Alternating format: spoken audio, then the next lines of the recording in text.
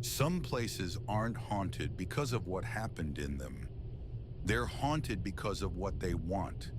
This is the story of a house that whispers, and the man who didn't listen. In 2017, Thomas Raines, a 32-year-old high school history teacher, moved to a quiet rural town in upstate New York after a brutal divorce. He wanted peace, solitude, a fresh start. He found an old Victorian house at the edge of town, obscured by a line of gnarled trees. The realtor warned him. Locals say it's odd. Whispers, shadows, dreams. Thomas laughed. A teacher didn't believe in ghost stories. He moved in on a rainy Thursday, and the first whisper came that night. It started as a hum, just at the edge of hearing. Then, words unclear, slippery. Calm down. Every night around 3:12 a.m., always from the basement. Thomas thought it was his imagination, stress maybe, until he recorded it. He played the tape back the next morning. Nothing, just silence. But on the third night, he heard it without needing the tape. You don't belong. He stopped sleeping.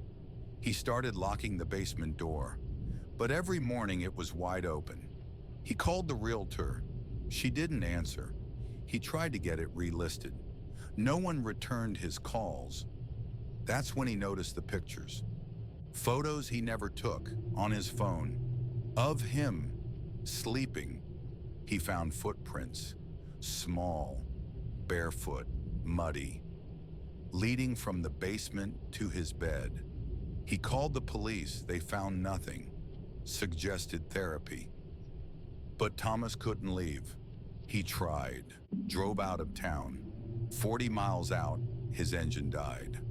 When the tow truck arrived, it was in front of his house, back where he started. And the whispers, now they knew his name. Thomas, you're... His house keys changed shape. The rooms were rearranging. One hallway now stretched longer than the whole house should be. And at the end of that hallway, a mirror. But in the mirror, Thomas wasn't alone.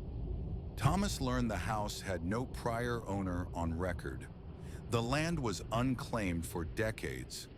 But an elderly librarian told him a story of a similar house. A man in the 1940s moved in. Same reports, same whispers. He vanished. Another in the 1980s. Same. Disappeared. Only his shoes remained at the threshold. Thomas asked her how to stop it. She said, It doesn't want to be stopped. That night, Thomas dreamt of the basement. In the dream, he walked down and saw himself at the bottom, but it wasn't him. It smiled.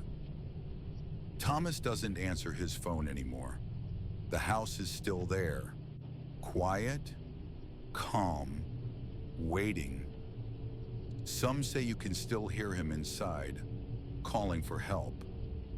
Others say the whispers have grown louder, hungrier. They say the next person to move in won't even last a week. So if you're looking for a fresh start, a quiet rural town, an old Victorian house at the edge of some woods, listen. If you hear whispers at 3:12 a.m., don't answer. If you enjoyed this story, hit like and subscribe for more original horror. And tell us in the comments, would you go down to the basement